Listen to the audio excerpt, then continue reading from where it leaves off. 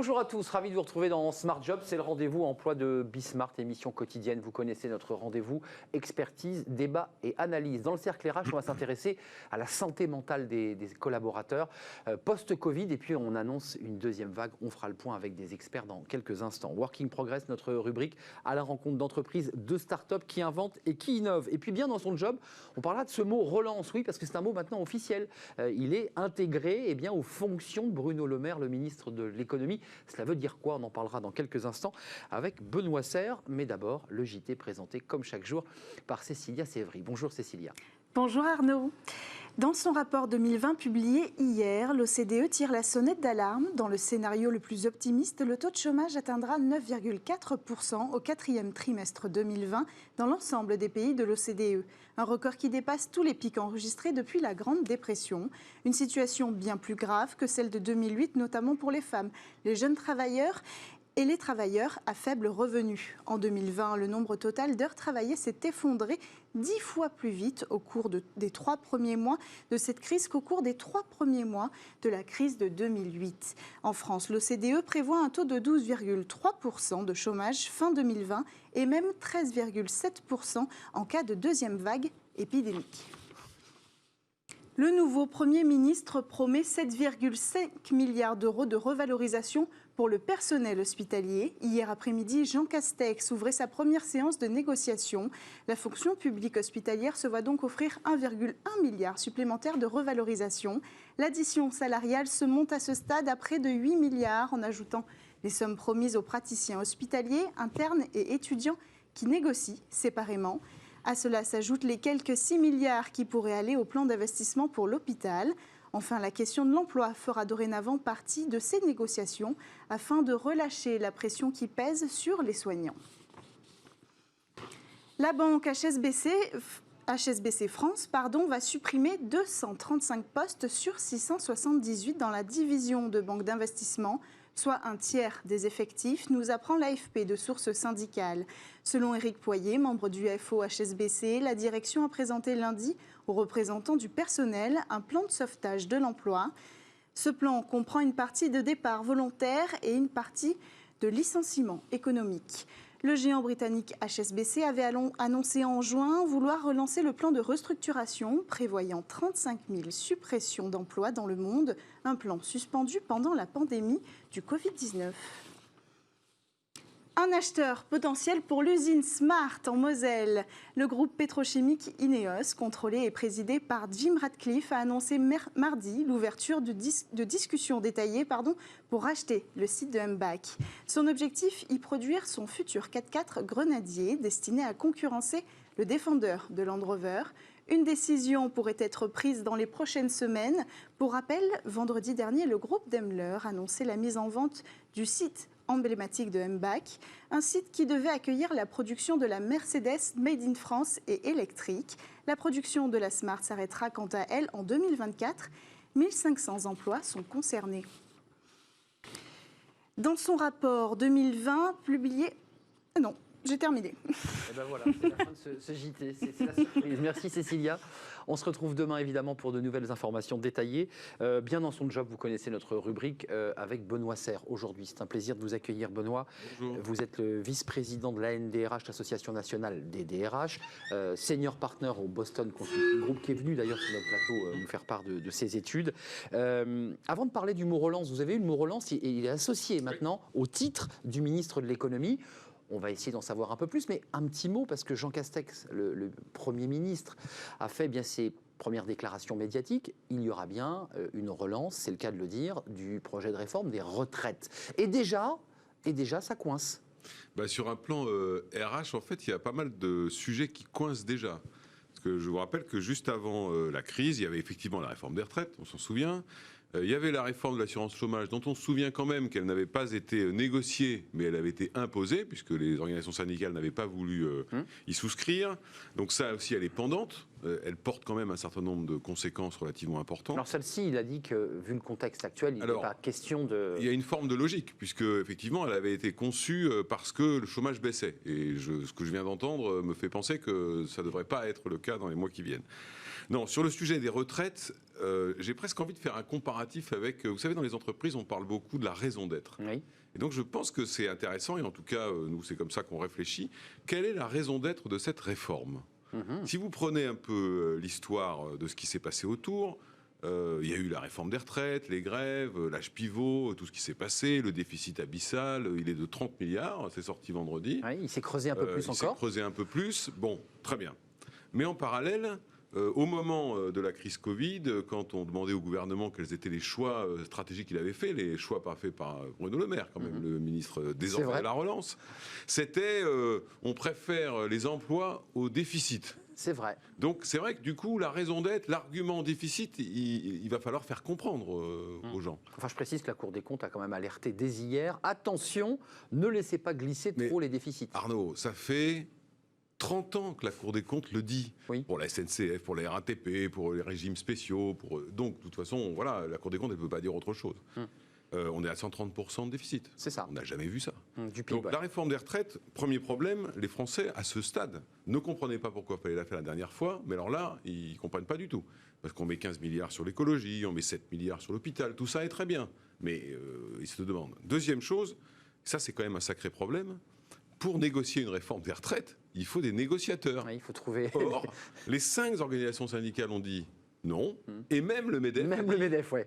On fait une pause pendant quelques mois. Et en même temps, le Premier ministre et le Président de la République, juste avant le remaniement, et le Premier ministre après le remaniement, ont quand même annoncé qu'ils voulaient aller vite, qu'ils voulaient la refaire, etc. Bon. Aller vite. Mais Benoît, juste un mot. Le mot relance qu'on va évoquer là dans une seconde, est-ce qu'il est lié à cette réforme des retraites ? Est-ce qu'il y a dans la logique du gouvernement l'idée qu'on relance notre économie en faisant travailler plus longtemps les salariés ? C'est ça la question. Alors, justement, le point, il est là. C'est-à-dire que lorsque vous regardez ce projet de réforme des retraites et la relance qui va avec, on se rend bien compte que c'est bien un sujet d'organisation du travail en général. Et on ne peut pas uniquement focaliser sur la réforme des retraites.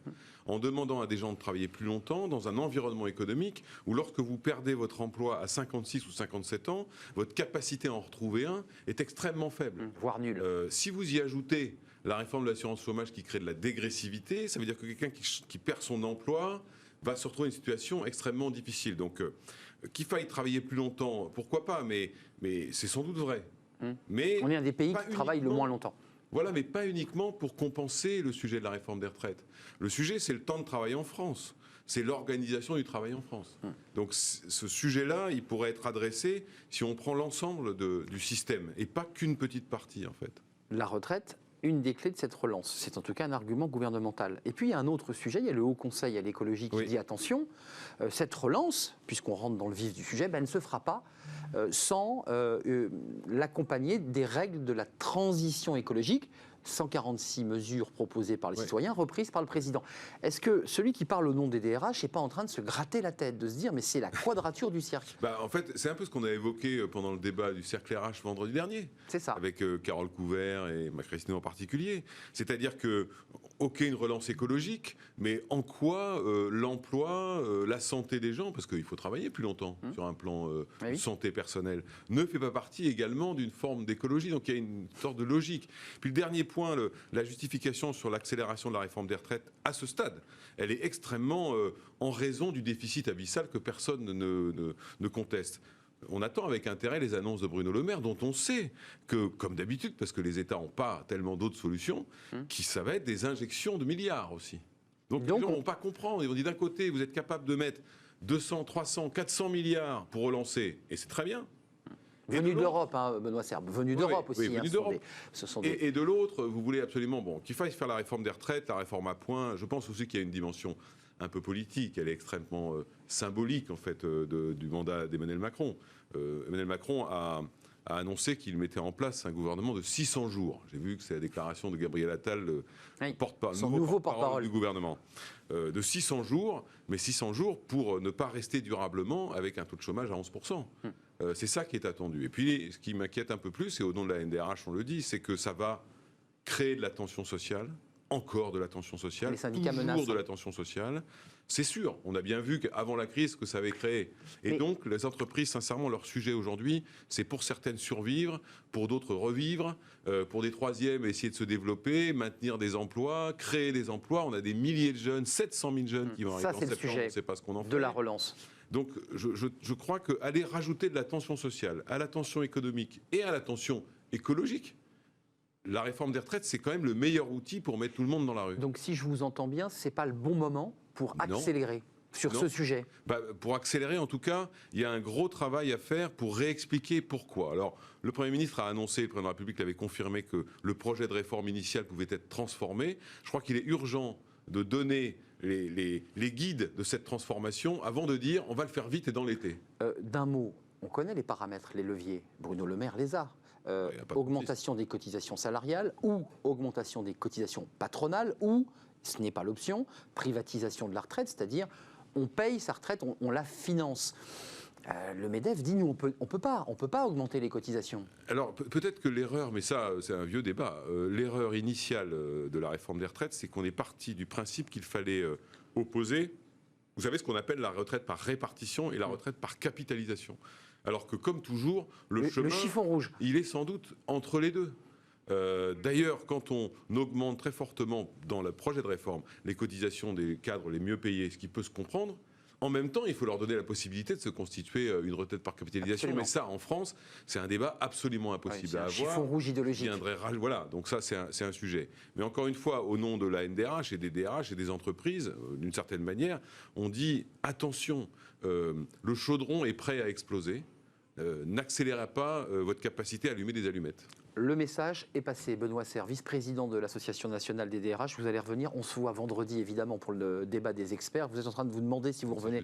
C'est jeudi, mais vous revenez jeudi. Vous revenez quand vous voulez. C'est très simple. Merci de nous avoir éclairé sur cette question de la relance et des retraites. Et puis tout de suite, c'est Working Progress. Vous connaissez notre rubrique à la rencontre des entreprises qui innovent, qui inventent le monde de demain.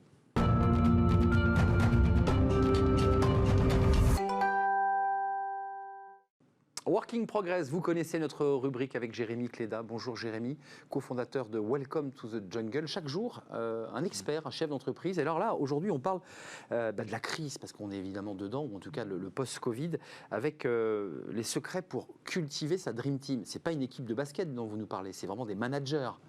Ça pourrait s'appliquer à plein de choses. En tout cas, c'est vrai qu'on parle beaucoup de management, beaucoup de choses qui ont été écrites sur le management. Est-ce que ces sujets, ces pratiques sont toujours les bonnes avec ce qu'on a vécu ces derniers mois? C'est l'occasion d'en parler avec Ludovic Girondon. Bonjour. Ludovic, nous d'ailleurs, on s'est connus au Réseau Entreprendre, hein, où vous travaillez. C'est une association qui aide les dirigeants d'entreprise à développer leur entreprise et puis d'ailleurs aussi réfléchir à leur culture. Parce que c'est un sujet que vous portez beaucoup. Vous avez l'occasion de voir des dizaines, peut-être même des centaines de boîtes. Ça vous donnait envie d'écrire un livre Que je montre à l'antenne. Exactement. Dream Team, Dream Team, Dream Team. Édition augmentée. Voilà, on le voit à l'image. Et en tout cas, dans ce bouquin, vous avez interviewé 400 personnes qui partageaient leurs secrets, en tout cas leurs best practices sur le management. Qu'est-ce que c'est aujourd'hui d'être manager en fait et concrètement, qu'est-ce qui se passe dans la tête d'un manager en ce moment avec la crise? J'ouvre tout de suite sur une question très très large, Ouais. mais c'est vrai qu'en fait dedans il y a plein de choses pratiques, un peu plus théoriques parfois aussi. En tout cas, quel est le point commun de tout ça? Qu'est-ce que vous en avez retenu? Je dirais déjà qu'un bon manager en 2020, Covid ou pas Covid d'ailleurs, c'est celui qui a compris, qui casse un peu le schéma du passé où le manager historiquement avait en tête que son équipe était à son service. Le bon manager pour moi en 2020, c'est vraiment celui qui a compris qu'il était au service de son équipe. Je dis souvent d'ailleurs qu'un manager, il est là pour briller mais sans éteindre les autres. Parce que pareil, on voit encore beaucoup de managers qui sont plus préoccupés par leur propre carrière et ascension au sein de l'organisation. Et en général, ça se fait plutôt au détriment de l'équipe. Les managers qui font de la politique. Un peu. Exactement. Ils font de la politique. C'est ça. Et vraiment, pour moi, le bon manager en 2020, c'est celui qui a enfin compris que son succès individuel, il passe avant tout par le succès collectif de son équipe. Après, au niveau des qualités du manager, on pourrait en citer beaucoup, mais moi, j'en retiendrai trois. La première, en fait, c'est que pour moi, un bon manager aujourd'hui, et on le voit particulièrement pendant la crise, c'est celui qui arrive à transmettre de l'énergie à son équipe. C'est celui, quand on va le voir, le collaborateur doit ressortir de son bureau, encore faudrait-il qu'il en ait un, mais en tout cas du point avec son manager. Dynamiser. Plus d'énergie Ouais. qu'avant d'y rentrer. Alors que parfois lui-même n'en a plus beaucoup, quoi. Exactement.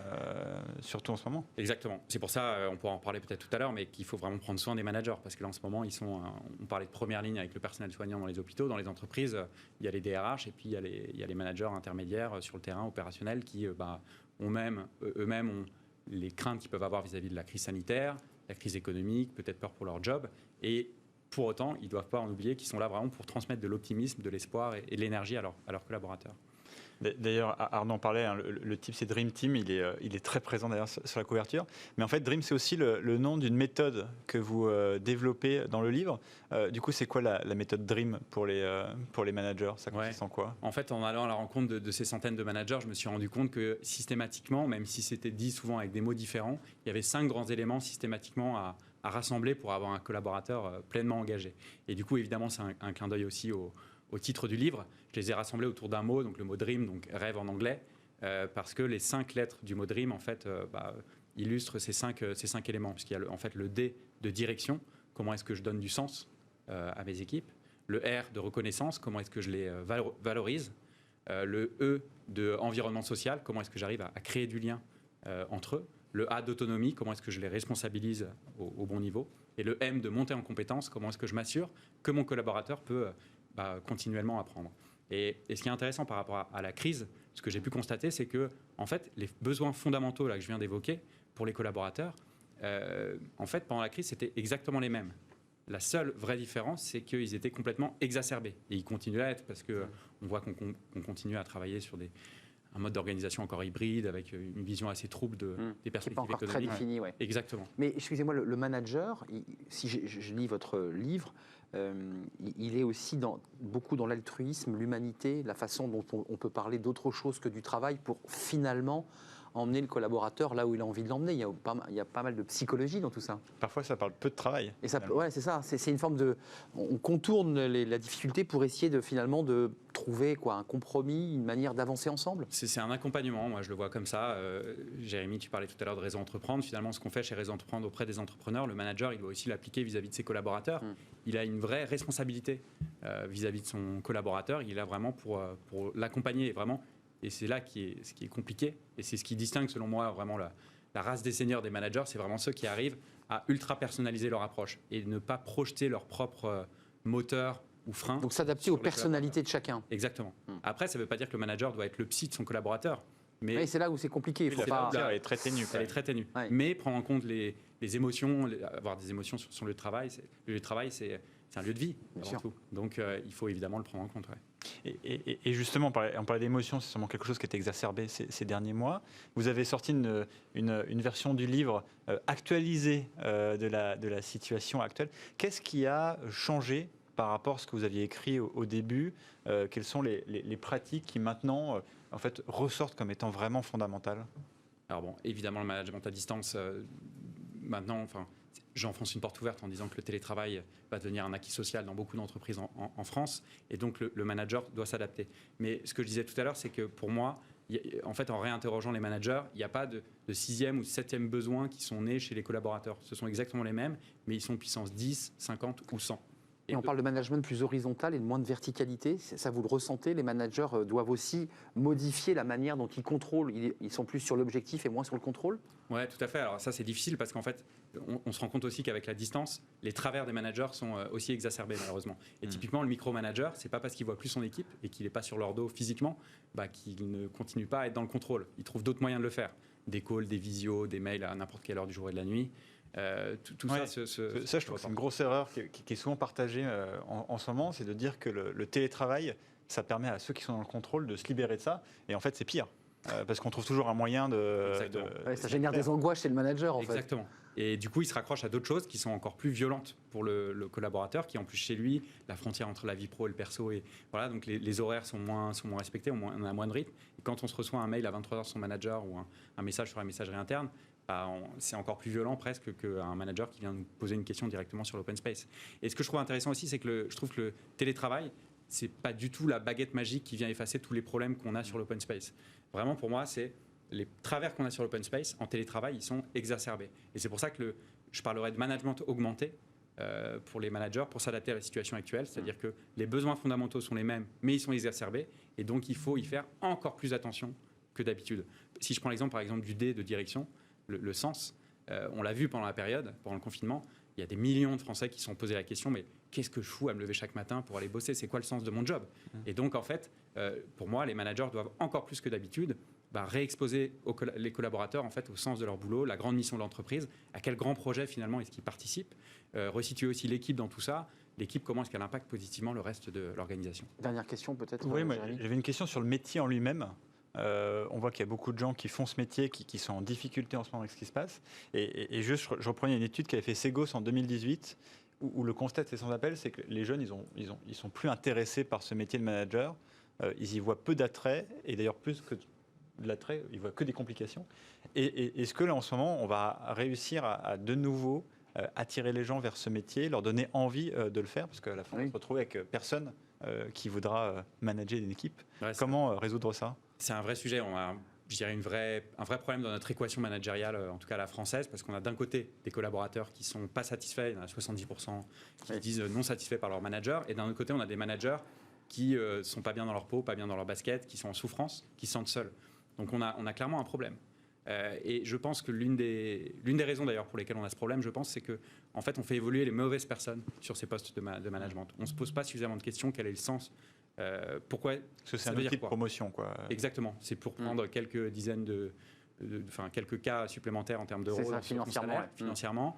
Ça fait bien dans les dîners sur LinkedIn. Mais en fait, qu'est-ce que ça veut dire être manager? Et est-ce que je suis fait pour ça? Et en fait, moi, je pense qu'on a beaucoup travaillé sur l'expérience collaborateur, l'expérience candidat ces dernières années. Je pense qu'il est vraiment temps maintenant de s'intéresser à l'expérience manager pour proposer vraiment un vrai accompagnement à ces figures clés de l'entreprise. C'est une question fondamentale d'approfondissement de ce poste finalement. Merci Ludovic Giraudon. Dream Team, Dream Team, Dream Team, Dream Team, Dream Team. Donc là, on ne peut pas manquer ce titre.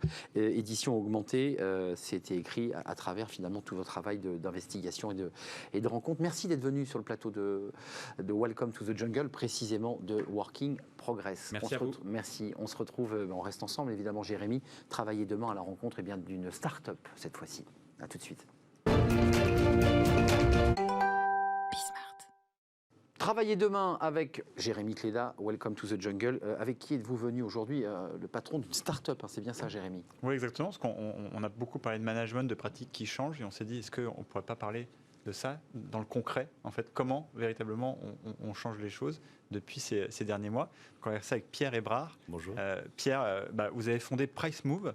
Vous êtes une plateforme de pilotage de prix. Concrètement, vous aidez les entreprises à optimiser leur stratégie tarifaire, à faire en sorte qu'on ait le bon prix au bon moment. C'est ça, les entreprises, elles en ont marre d'avoir une grille de prix grand compte, une grille de prix Amazon, une grille de prix partout. Ouais. On va aider à centraliser tout ça et pouvoir les piloter, faire valider les changements quand nécessaire et déployer la bonne grille au bon moment. Le juste prix, quoi, c'est le nom d'une émission déjà. Exactement. Et en tout cas, vous avez créé PriceMove en 2016. Aujourd'hui, vous êtes 25 personnes.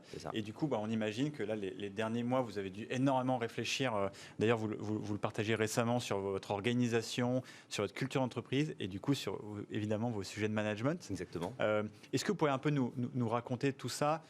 Comment ça s'est passé déjà en termes d'organisation, de rencontres avec les équipes? Qu'est-ce qui a changé? Alors, très clair, je pense qu'il y a eu le pendant la crise et l'après-crise. Même si la crise n'est pas finie, on l'a digéré. Donc maintenant, on sait comment on va faire plus tard. Ce qui a été fort, c'est finalement le passage au confinement. Pour nous, du jour au lendemain, c'est se dire, maintenant, on travaille tous en éclaté. C'est pas du tout du remote. Les gens se disent, c'est du remote. Non, c'est pas du tout du remote. C'est finalement, on garde les vieux réflexes de, il faut qu'on s'appelle, il faut qu'on se voit, il faut qu'on fasse une réunion. Mais sauf qu'on se voit pas physiquement, quoi. Sauf qu'on se voit pas physiquement. Et c'est pas forcément bon. Donc, ce qu'on a fait, c'est qu'on a mis en place des rituels. Un petit call de 15 minutes tous les matins, tout le monde. On partage les victoires, on partage les échecs. C'est assez simple, ça permet de se dire... L'entreprise est là, quoi. C'est ça. Et c'est la machine à café, sauf qu'elle est condensée déjà en un petit quart d'heure. Et finalement, exactement. Où chacun a son café. Chacun peut avoir son café. Et ensuite, ça a été, en plus de ces rituels, la mise en œuvre progressive quand on est sorti du confinement, d'un bureau où quelques personnes peuvent se retrouver pour une journée de travail, d'événements un petit peu particuliers. On va louer un appartement de 150 mètres carrés à Paris. On va dire, allez-y à 10 et brainstormer sur votre sujet. Et aussi dans les pratiques, un changement, un passage à une culture de l'écrit plus forte. On ne veut Oui. pas un call toutes les 2 heures. Il y a une pression à être sur un call, on se voit, déjà c'est fatigant, on regarde vraiment les gens. Donc plutôt que ça, on a mis en avant une culture de l'écrit. Ça permet de se dire, tu vas prendre le temps de réfléchir à ce que tu vas écrire, laisser une trace et parler à tout le monde. Beaucoup de changements déjà maintenant. Alors justement, c'est très intéressant ce sujet de l'écrit en fait, qui était plutôt dévalorisé avant et qui maintenant là, revient en force.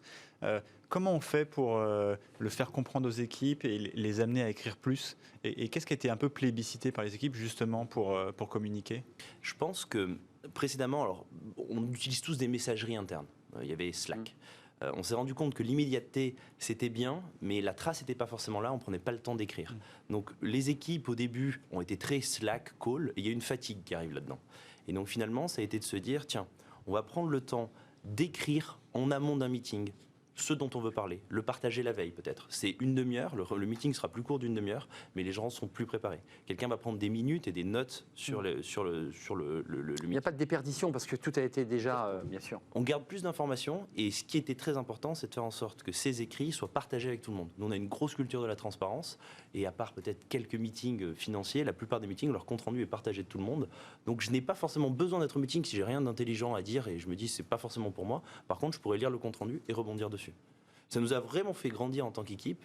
On est beaucoup plus à même d'intégrer de nouvelles personnes et de partager la connaissance, de dire voilà, ça c'est les 5 grands axes à savoir. Et le retour collaborateur, qu'est-ce qu'ils vous disent? Ils sont contents? Ça leur convient ce mode de fonctionnement-là? Alors, ça leur convient. Il y en a certains à qui le métier s'adapte beaucoup, les développeurs. Finalement, ils ont déjà une culture de l'écrit, on va partager le code, donc ils s'y adaptent très bien. Les commerciaux et autres vont avoir toujours besoin de ces moments d'échange, mais ils apprécient aussi. Et juste, je pense que le petit shift qu'il y a, c'est que dans les personnes qu'on recrute, c'est quelque chose qu'on met en avant dès le début. On va dire, attention, on a une culture de l'écrit, on devient non pas remote, mais flexible. Est-ce que vous êtes OK avec ça et pas forcément voir vos collègues tous les jours? Et alors, Dernière question, Jérémy. In fine, on est sorti du confinement, on peut se revoir. Qu'est-ce que vous avez envie de garder et qu'est-ce qui aujourd'hui vous semble essentiel dans votre manière de travailler? Ce qui est hyper important finalement, c'est que tout le monde rame dans la même direction quand on est une startup early. Donc c'est partager un message, partager une ambition tout le temps. Comment est-ce qu'on garde ça chez nous? C'est plus en allant tous les jours au bureau et en se parlant à la machine à café, mais plutôt quelques petits rituels et de gros événements beaucoup plus souvent. Dans une semaine, on rassemble toute l'équipe dans un lieu super. On va repartager la roadmap du trimestre à venir. Et 1 mois et demi après, on se repartagera ensemble. Les rituels, on en entend beaucoup parler sur ce plateau, des moments où on se rassemble, et on sort peut-être même un peu du cadre stricto sensu du professionnel. Merci Pierre Hébrard, vous êtes le cofondateur et le CEO de Price Move avec 25 collaborateurs. Merci Jérémy, on se retrouve demain, j'en suis sûr, pour de nouvelles aventures dans Working Progress. Tout de suite, c'est notre cercle RH et on va s'intéresser à un sujet un peu complexe puisque c'est la santé mentale des salariés, des collaborateurs, évidemment impactés avec cette crise Covid, et d'autant qu'on nous annonce une deuxième vague. On en parle tout de suite.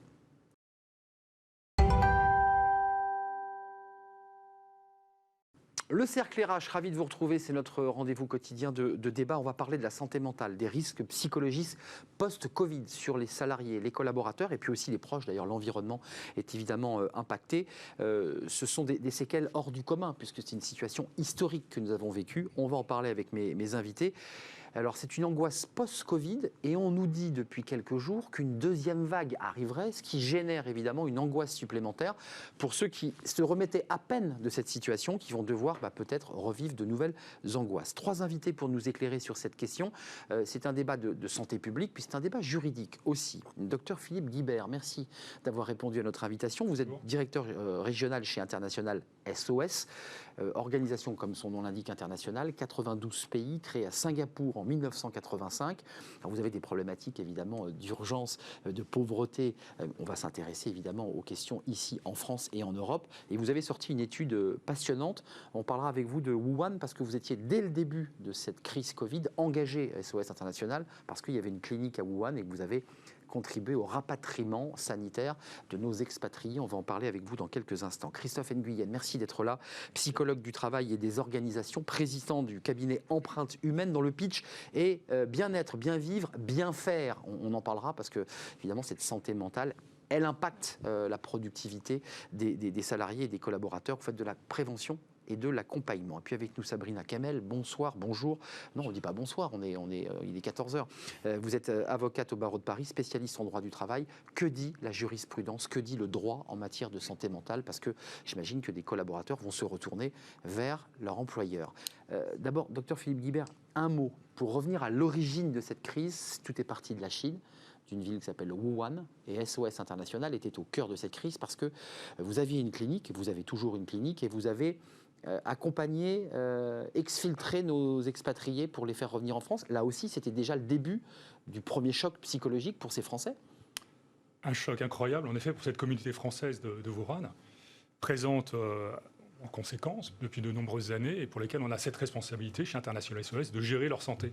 Donc en effet, de se trouver dans l'épicentre de cette épidémie dès le point de départ, avec toutes les mesures de santé publique, de restriction, de prévention de la mobilité auxquelles elles ont été soumises, nous a donné la possibilité de les soutenir, de les accompagner et puis, comme vous l'avez très bien dit, de participer à leur retour en France avec toutes les conséquences mentales que l'on pourra accompagner, discuter. vous dites accompagner, ça veut dire que ces collaborateurs qui sont aujourd'hui en France, qui ont été mis en quarantaine, on se souvient de ces campings, de ces bungalows dans lesquels ils ont habité une dizaine de jours, ont été impactés? Ils ont été touchés psychologiquement par ce rapatriement? Il y a eu un impact psychologique, tout à fait, puisqu'il y a eu un déracinement pour des familles qui étaient en poste depuis de nombreuses années dans cette ville, et un retour totalement non anticipé dans des conditions difficiles, avec une incertitude sur leur futur. Donc en effet, des conséquences psychologiques à court et à moyen terme. Revenons à aujourd'hui. Crise post-Covid, déconfinement, difficultés pour des collaborateurs en télétravail, dans des espaces réduits. Christophe Nguyen, qu'est-ce qui est ressorti de cette situation historique du confinement? Qu'est-ce qui s'est passé dans la tête des êtres humains soumis à ces situations à la fois brutales, historiques, nouvelles? Qu'est-ce qui s'est passé? Alors, cet événement Covid a tout finalement d'un événement qui est chrysogène et qui est potentiellement traumatique. Sa soudaineté, l'angoisse de mort, qui dure, cette chronicité aussi. On parle finalement de potentiel rebond, mais il y a des risques qui sont diminués aujourd'hui, en tout cas en France, mais ils sont toujours existants. Donc effectivement, ça génère, on va dire, ça conditionne, et on a des craintes finalement, des inquiétudes sur le développement de troubles mentaux, comme l'ont montré notre étude, différentes études qu'on a réalisées pendant le confinement et après. Quel type de troubles mentaux, excusez-moi? Type anxiété. Anxiété, ça c'est la base. Ouais. C'est la base. Des phobies. On peut voir par exemple dans les entreprises des gens qui restent encore confinés chez eux. Qui ne veulent pas revenir. Qui ne veulent pas revenir et qui restent chez eux et qui ne veulent pas sortir, comme pendant le confinement, finalement, qui restent méfiants. On parle aussi des personnes qui sont vulnérables aujourd'hui, finalement, qu'on protège, mais qui aussi restent confinées. Et ce qui pèse fortement sur la santé mentale, ça peut être aussi des syndromes de stress post-traumatique. C'est des choses qui peuvent se mettre en place tout au long. Et on a des inquiétudes pour la rentrée, parce qu'il va y avoir beaucoup de changements. On parle de crise économique, c'est aussi très anxiogène. Et ça ne va pas chasser tout ce que les gens ont vécu, cette histoire qui les a marqués profondément. On pourra en reparler. Sabrina Kamel, je me tourne vers la juriste. Vous avez des entreprises, des clients, des salariés.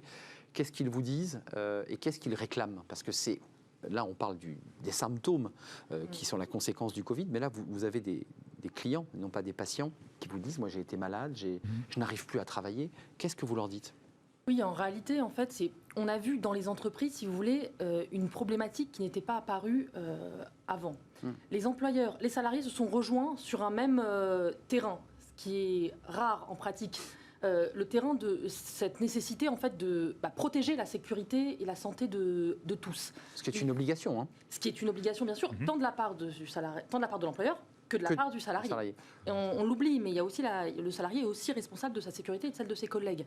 Mais si vous voulez, on s'est aperçu aussi pendant ce confinement et en amont du confinement qu'il y avait certaines choses sur lesquelles les employeurs n'avaient pas d'emprise. On parlait du retour de certains collaborateurs de Chine qui ont dû être placés en isolement pendant la fameuse quatorzaine. Voilà, et qui l'ont extrêmement mal vécu. Pour le coup, les employeurs sur ça, ils n'ont pas d'emprise. Vous voyez, donc il va y avoir en fait des troubles. Il y a des trous dans la raquette du droit là sur ces questions. Il n'y a pas des trous dans la raquette du droit. Enfin, moi, je n'estime pas qu'il y a des trous. En réalité, c'est juste que l'employeur, il est là pour protéger la santé et la sécurité de ses salariés avec les moyens qu'il a. Enfin, l'employeur vous dit mais attendez, moi, je ne suis pas responsable du Covid. Ce n'est pas moi qui ai fabriqué cette situation sanitaire. Vous êtes d'accord? Bien sûr. Mais il reste responsable après des moyens qu'il met en place pour protéger la santé et la sécurité des salariés. Et on va y revenir. Enfin, il y a eu plein de sujets, le droit de retrait, etc. Bon, donc ça, il en reste responsable, l'employeur. Mais il ne va pas être responsable, si vous voulez, de la façon dont ont vécu la quatorzaine les salariés qui sont rentrés. Johan, je veux dire, malheureusement, là, il y a un point pour l'employeur. Ouais, là, il y a une zone grise. Il y a une zone grise. Christophe Nguyen, et puis votre étude, parce qu'elle revient aussi sur les classifications, les obligations et le placement de la santé mentale, qui est assez loin finalement, qui est en 4e position. Exactement. Oui. Alors moi, je suis assez, on va dire, étonné finalement qu'on puisse dire les employeurs ont une obligation en matière de prévention sur le risque sanitaire pur avec les gestes barrières, et pas sur les effets finalement qu'on connaît de la santé mentale. On a bien respecté les masques et le gel. Voilà. Mais quand on sait qu'il y a des gens qui reviennent de théâtre potentiellement effectivement traumatiques, il faut les accompagner. Il y a aujourd'hui des psychologues qui peuvent intervenir pour faire du soutien psychologique, du débriefing, du diffusing. Et c'est pas uniquement pour remplir, je pense, une obligation légale, mais c'est aussi pour retrouver les conditions de bien faire un travail dans des conditions saines, pour que vos collaborateurs, dans tous les cas, s'ils ne sont pas accompagnés, vont s'arrêter ou vont se démobiliser. Ils le disent dans notre enquête. Les 2/3 disent la façon dont l'employeur me traite en termes de bien-être va conditionner mon engagement. Donc c'est gagnant-gagnant. Donc il y a le droit, effectivement, qui peut faire peur et qui, je pense, n'est pas forcément une motivation en tant que telle, c'est plutôt en défense, mais plutôt d'avoir une approche positive du sujet, montrer que l'employeur tient à ses salariés, se préoccupe de leur bien-être au sens large, parce qu'on voit aussi que cette question de détresse psychologique a un impact sur la santé globale. 1,5 fois plus de problèmes physiques liés à la détresse, des problèmes parce de que sommeil. L'état physique se dégrade dans la foulée, forcément. Voilà. Votre étude, 70% des entreprises, on va le voir, se disent inquiètes sur la continuité de leurs activités dans le cadre de cette crise Covid. Oui. Et puis, il y a un autre chiffre qui, moi, me semble troublant, c'est que 20% des salariés concèdent que la santé mentale comme une menace à venir. C'est-à-dire qu'en fait, même s'ils n'ont pas été impactés au moment où ils ont répondu, ils considèrent que 20% d'entre eux, c'est quand même un chiffre important, qui peuvent être potentiellement impactés. C'est inquiétant quand même, ces chiffres. Je ne dirais pas que c'est inquiétant, ça révèle une situation qu'elle a rédigée l'entreprise aujourd'hui, où que soient les collaborateurs, en France, à l'international, grandes entreprises ou petites. En fin de compte, ces chiffres montrent aussi que la santé mentale progresse dans le niveau de préoccupation du management. C'est le verre à moitié plein, là, exactement. Vous me proposez, d'accord. Puisque la santé mentale, il y a quelques années, n'était même pas considérée comme un des éléments liés à la continuité d'activité de l'entreprise. Aujourd'hui, 4e niveau dans notre échelle. Vous le prenez à l'envers. Exactement, je suis toujours un positif. Mais c'est une chose sur laquelle il va falloir tirer parti, puisque, comme vous l'avez très bien dit, c'est à la fois le droit, le devoir de l'entreprise, et aussi le devoir des collaborateurs de s'associer à toutes les actions de formation, d'éducation, de management, pour faire en sorte que, je dirais, la reprise de l'activité, quelle qu'elle soit, dans le cadre d'une peut-être seconde vague ou d'autres vagues, se fasse le mieux possible pour tout le monde. Mais Sabrina Kamel, d'un mot pour être précis, un collaborateur dit « je ne veux plus retourner dans l'entreprise », on l'évoque, ça ce sont des témoignages, ce sont des personnes que vous rencontrez, qui disent « je ne suis plus en état psychologique de revenir dans l'entreprise, j'ai peur, j'ai plus ma place ». Qu'est-ce que dit le droit ? Elle subira un licenciement pour faute. Qu'est-ce que le droit dit sur ce point-là ? Alors, le droit dit que si toutes les mesures de sécurité ont été prises par l'employeur en interne, mais aussi un accompagnement, comme l'a dit David Nguyen, pardonnez-moi, Christophe, le salarié, le collaborateur est en faute. Est en faute, oui. Mais elle est là, en fait, la difficulté. Donc ça va être compliqué à plaider, à défendre. L'entreprise dira j'ai tout fait pour l'accueillir dans des conditions optimales. Ce collaborateur rechigne à reprendre son poste, donc je peux le licencier. Il faut espérer qu'on n'en arrive pas en fait à là, parce qu'il faut un dialogue aussi entre salariés et employeurs. Qu'est-ce qu'ils vous disent, ceux que vous rencontrez en visio ou ceux que vous rencontrez physiquement dans vos cabinets comment vous les accompagnez aussi sur cette question ? Ce sont des gens qui disent je ne suis plus apte. Je précise que la santé mentale existait déjà avant le Covid. Vous avez déjà des collaborateurs qui étaient en difficulté. Et le Covid a amplifié, j'imagine.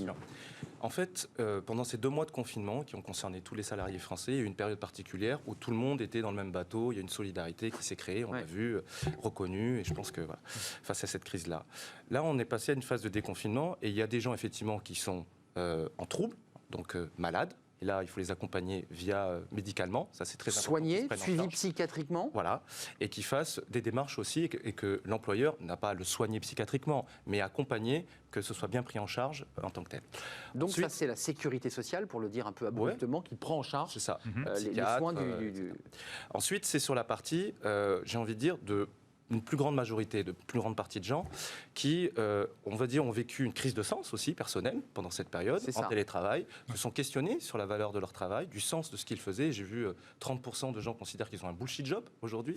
Il y a cette fameuse situation, ce qu'on appelle de résilience, qui est liée à toute situation traumatique et impact. Là, on revient au Covid. Changement psychologique. Ouais, c'est ça. Les gens ont des nouvelles attentes. Ils disent, pour les 2/3, j'ai des nouvelles attentes. Enfin, j'apprécie mieux les valeurs de la vie, quand même. Ouais. Et donc, j'ai savouré. Voilà. J'ai savouré. Alors, deux réactions. Soit on se dit, je vais rester bien au chaud dans l'entreprise où je suis. Peut-être je voulais partir. Au moins, ça me permet de me nourrir.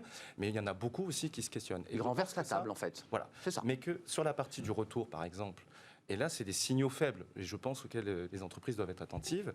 Des gens qui disent, pourquoi je reviendrai au travail, alors que finalement, tout le monde n'est pas revenu, et je dois télétravailler avec les autres dans le bureau, et je fais exactement la même chose, et je m'expose dans les transports en commun. Ça n'a pas de sens, le présentiel. Oui, ça re-questionne. Je précise, pour ceux qui nous regardent, il y a des sociétés où il y a des chemins de circulation où on ne peut pas se voir physiquement, mais on est pourtant dans la même entreprise. C'est de ça dont vous parlez. Enfermé dans son bureau, en visio. Oui. C'est ça, hein. Oui. Je pense que le lien social, bien sûr, est important. Les gens ont besoin de retrouver cela parce que ce n'est pas la même chose, effectivement, à distance. Mais ça doit finalement questionner les employeurs, je pense plutôt proactivement, à se dire à quoi je suis attentif, qu'est-ce que je peux mettre en place pour conditionner un retour sain et efficace. En préparant l'émission, j'ai vu quand même que cette question, vous le dites, est prise en compte de plus en plus. L'OMS, l'ONU, des organisations de santé internationales prennent en compte. Oui. Qu'est-ce que vous proposez à SOS International? Parce que vous conseillez des entreprises, mais aussi des ONG, des États. Qu'est-ce que vous leur dites? Prenez en compte cette santé mentale parce que c'est tout bénéfice pour, je dirais, la productivité, la qualité du travail, puisque c'est un de vos slogans à empreinte humaine. Absolument. Je dirais le rôle d'International SOS, c'est d'accompagner les entreprises sur ce sujet, tout simplement en faisant la promotion des services d'assistance et de consultation, téléconsultation ou consultation téléphonique avec des psychologues ou des spécialistes, qui existent déjà dans beaucoup d'entreprises.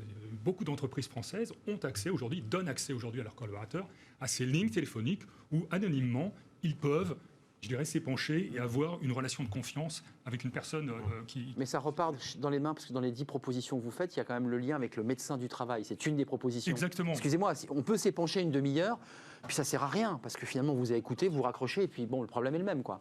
Exactement, et c'est là où alors je ne dirais pas exactement, parce qu'il y a quand même un effet thérapeutique. Je suis sûr que ça fait du bien. Ce sera confirmé sur le moyen terme et sur le long terme. Donc ça ces soulage. Programmes sont efficaces. Les programmes d'accompagnement sont efficaces. Mais la médecine du travail, il faut l'impliquer plus, parce qu'il y avait un grand débat sur les médecins du travail. Ils avaient un peu disparu. Hein. Vous êtes d'accord tous les deux? Oui, le sondage le montre. C'est ceux qui étaient les moins présents pour les salariés en matière de soutien. Alors c'est revenu, un peu plus, ça a augmenté cette présence-là. Mais effectivement, alors sur le soutien psychologique, c'est pas juste je parle à quelqu'un, je dépose. Non, mais je vous ai vu réagir. Voilà. Vous avez dit qu'est-ce que c'est que ça? Mais il y a une image, et je pense que vraiment, je sais que c'est taquin, mais que c'est important de développer cette culture de la sécurité psychologique, de la santé psychologique en France au sens large, mais aussi, qui plus est, dans les entreprises. Quand on fait du soutien psychologique, et on ne fait pas que ça, mais quand on en fait, c'est important aussi de rendre acteur, actrice, la personne qui est au téléphone. De démêler ce qui se passe, parce que quand on est en détresse, si vous voulez, on y voit plus clair. Et c'est ça. Voilà, c'est pas juste une écoute, vous voyez, avec un robot qui reprend ce que vous dites. C'est vraiment un travail d'accompagnement et de soutien. Et d'orientation aussi, s'il le faut, vers des médecins, vers des spécialistes, et aussi d'aide aussi pour faire du lien avec l'entreprise. C'est ce que je voulais vous dire. Voilà. Ensuite, il y a un reporting, j'imagine, qui se fait auprès de l'entreprise, où il y a une forme de confidentialité, je dirais, du secret de la parole, parce que c'est aussi un débat posé aux avocats. Une personne se confie, donne des informations, elle est en détresse psychologique. Comment on fait là? L'entreprise récupère ses données, sait que ce salarié est en détresse.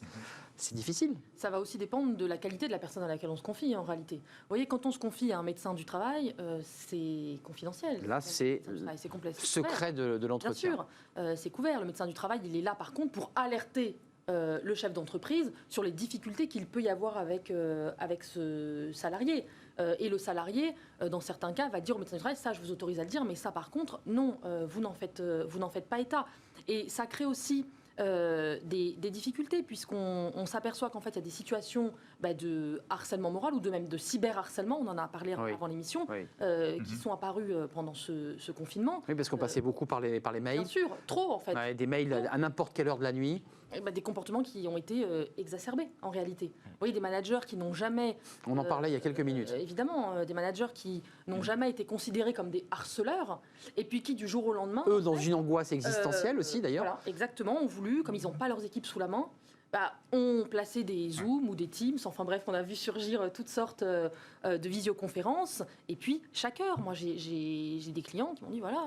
toutes les heures, il y avait le fil de la visio. Il y avait le fil de la visio, on appelait pour être sûr que le salarié soit là, qu'il ne soit pas parti faire les courses. C'est ça, bien sûr, c'est le fil à la patte pour vérifier qu'il est bien au travail. Le fil à la patte pour vérifier, pour certains, pas pour tous bien sûr. Hein. Mais les médecins, les psychologues, ce que ces hommes et femmes, ces femmes et ces hommes ont vécu, on peut en revenir, on peut redevenir, je dirais, l'être qu'on a été, heureux, libéré, ou est-ce que ça laisse des traces indélébiles? Est-ce qu'on est en train de transformer l'individu à travers ces crises irrémédiablement? Docteur? Alors en termes de transformation, je ne sais pas, mais pour moi, tout est lié à la confiance que l'employeur va pouvoir renouer. Vous voyez que ma question est importante. Si elle lui dit, écoute, tu boites, on ne peut plus te garder, il va dépérir un peu plus, ce collaborateur.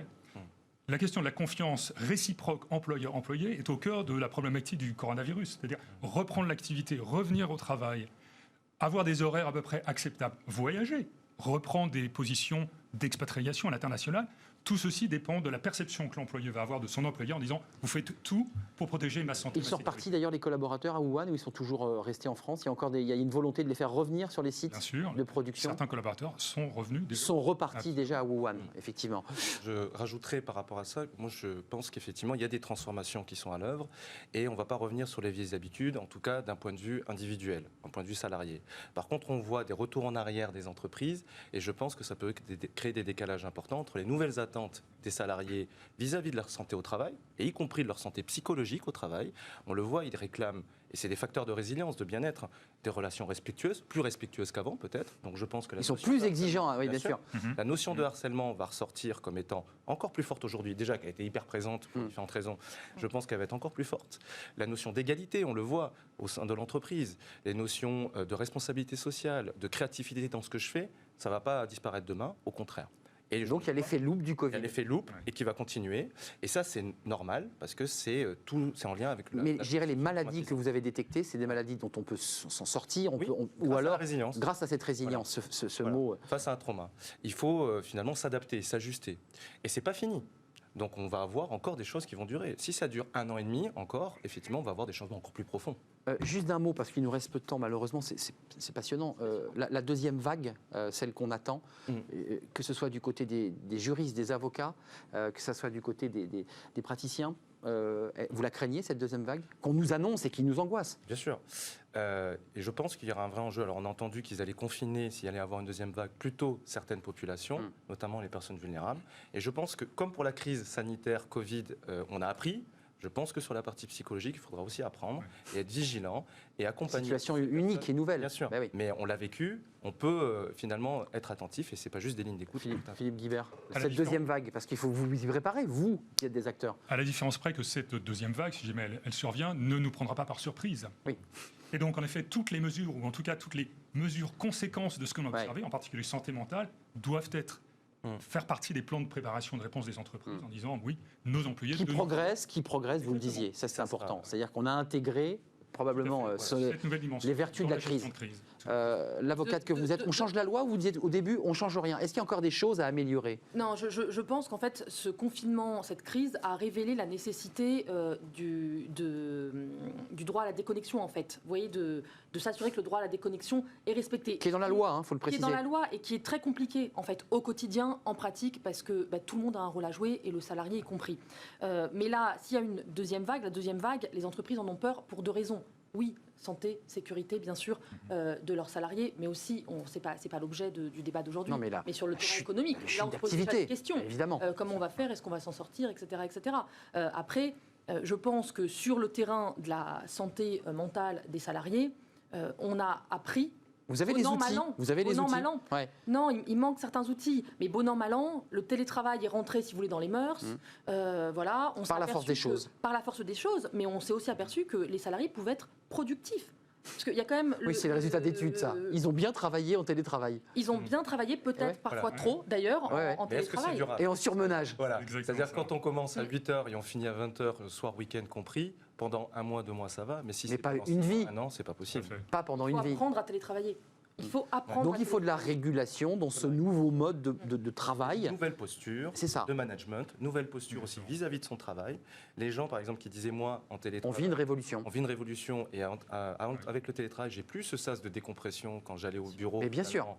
Et maintenant, c'est je me réveille, je me connecte, je me couche juste après la Et déconnexion. j'ai la tête qui me J'ai la brûle. tête dedans. Ouais. Et donc, c'est important d'accompagner cela. Ça ne sera pas tout seul en disant prenez soin de vous. Donc l'entreprise a un rôle important de pédagogie et d'accompagnement. Bien sûr. Absolument. Il y a un rôle de formation, en fait, aussi Bien sûr. des managers. Hein. Mais Manager, évidemment, les managers dont on parlait qui eux-mêmes sont un petit peu dans une situation de flottement et d'inquiétude. J'ai été ravi de vous accueillir sur le plateau. Vous reviendrez parce qu'on va suivre ce dossier évidemment de près.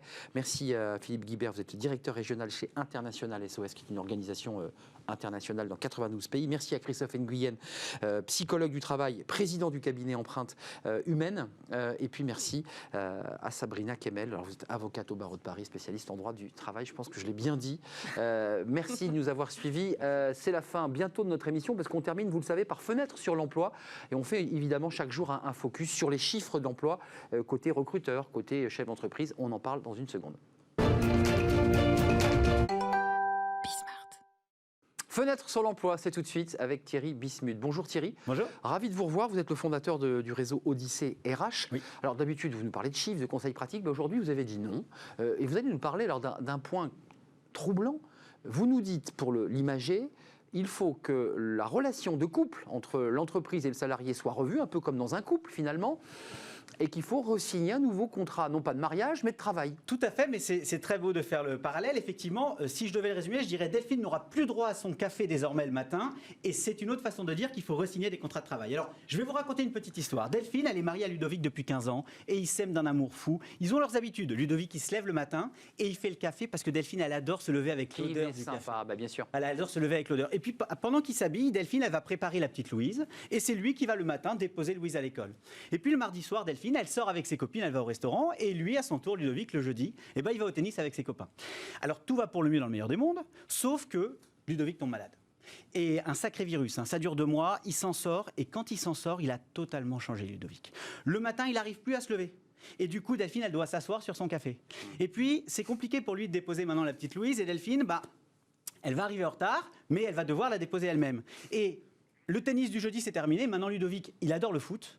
Et il va devoir le faire le foot le mardi soir. Et ça pose problème à Delphine qui devait sortir le mardi soir. Bref, tout est dérégulé. Voilà. Et Delphine, elle se dit, bon d'abord, d'où ça vient ?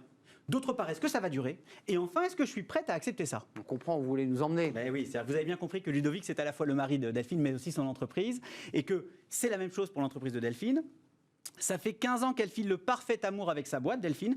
Elle a un bureau qui lui plaît, une équipe, un manager qu'elle adore, des missions, des routines, des valeurs et même finalement des habitudes. Et puis patatras, le virus arrive, un sacré virus. Et quand elle ressort du virus Delphine, 2 mois plus tard, la boîte a changé. Alors, qu'est-ce qui a changé concrètement ? Elle va plus au bureau tous les jours. Elle trouvait ça sympa le télétravail au départ, et puis maintenant, vous en avez parlé un peu juste avant, ça commence à être plus compliqué. Puis quand elle va au bureau, il y a moins de monde, donc il n'y a plus la même ambiance. Et puis même si on va plus loin, son manager, qui était un gars un peu dur, mais inspirant, positif, formateur, maintenant il est à distance, j'en avais parlé juste avant. Et ça marche moins. Il a changé, il est devenu plus dans le contrôle, il s'inquiète, il n'a plus les gens avec lui. Et finalement, ce manager-là, qui n'a pas changé, pourtant c'est le même, il a tellement changé qu'il plaît beaucoup moins à Delphine. Mais il n'y a pas que ça. Crise de doute. Et oui, parce qu'il y a aussi autre chose qui a changé chez Delphine, c'est sa mission. C'est-à-dire que l'entreprise de Delphine, son métier, c'était de vendre du chocolat aux restaurateurs de la région. Ils vendaient du chocolat. Sauf que pour faire face à la crise, ils ont décidé de s'adapter et maintenant ils vendent partout dans le monde du chocolat sur Internet. Alors c'est génial pour la boîte, elle s'est adaptée. Sauf que Delphine, son métier, c'était de passer son temps au téléphone avec des restaurateurs. Et maintenant, elle est sur Internet en anglais, en train de gérer des réclamations, en train de faire du référencement web. Bref, tout ce qui plaisait à Delphine, ça a changé dans la boîte. Et donc, elle se retrouve effectivement à se demander si elle a envie que ça continue comme ça. Alors, il y a un deuxième problème, c'est que Elle a été préparée, Delphine. On lui a fait tous les plans de sécurité. Elle a compris comment faire la distanciation, le télétravail, les outils, tout ça. a été bien fait. Sauf qu'on a oublié de lui demander son avis. On lui a expliqué comment, on ne lui a pas expliqué pourquoi. Alors, comme il fallait gérer l'urgence, Delphine, comme on disait l'autre, quand la maison brûle, on ne compte pas les seaux d'eau. Eh bien, comme il fallait gérer l'urgence, elle s'est adaptée, Delphine. Elle a fait le travail. Sauf que maintenant qu'on arrive dans une routine, elle a le temps de se poser et elle se dit, est-ce que j'ai envie de ça dure? Est-ce que j'ai envie de rester mariée à cette entreprise durablement? Bref, elle se demande effectivement si cette entreprise va l'intéresser. Alors, ce que ça veut dire, c'est qu'il est important pour les entreprises désormais de s'interroger. Il est urgent de s'interroger sur, finalement, tout ce qui a changé, le mode de travail, les valeurs, le management.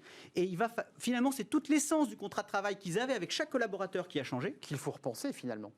Et qu'il faut presque re-signer. Alors évidemment, il ne s'agit pas de re-signer 30 millions de contrats de travail, c'était une boutade, mais vous avez compris l'idée. Les entreprises qui feront l'économie de cette réflexion avec les collaborateurs, elles vont se retrouver face à une vague, non pas une vague de démission, parce que la crise aidant, il n'y aura pas de démission, mais une vague de désengagement, et c'est presque pire. Et d'ailleurs, vous en avez parlé tout à l'heure, ce désengagement qui guette, il est la conséquence d'entreprises qui n'ont pas pris le temps de poser la question du pourquoi. Désengagement, c'est la démotivation, c'est l'idée que j'ai plus de sens et que je fais un pas de côté. Exactement. Et du coup, la solution, c'est de réengager au sens littéral du terme. C'est pour ça que parler de re-signer le contrat de travail, ça a du sens. Il faut réengager le collaborateur dans une nouvelle entreprise qui est en fait la même, mais qui a beaucoup changé, dans une fiche de poste qui est en fait la même, mais qui a beaucoup changé. Et toutes les entreprises qui ne réembarqueront pas leurs collaborateurs dans ce nouveau poste vont se retrouver face à ce dilemme-là. C'est très intéressant, en effet. Et la question de la fiche de poste pour redessiner finalement les contours du poste qui a évolué. S'il nous reste 10 secondes. 10 secondes. Finalement, ça pose la question de savoir si j'étais dans ma boîte pour l'entreprise elle-même, whatever it takes, ou si j'étais dans la boîte pour les avantages du poste et le poste lui-même. Un peu comme si Delphine se disait, est-ce que je suis là pour Ludovic ou pour le confort de la vie à deux? Vous soulevez une question existentielle, évidemment, qui traverse tous les êtres humains. Merci Thierry Bissuit de nous avoir éclairé avec cette métaphore effectivement passionnante. Vous revenez évidemment quand vous voulez sur notre plateau. Merci de nous avoir suivis. Merci à toute l'équipe. Merci à Fanny Griesmer. Puis merci à vous qui nous regardez, qui nous faites vivre sur les réseaux sociaux. Demain, on se retrouve évidemment pour de nouvelles aventures de Smart Job. Je serai là. Bye bye.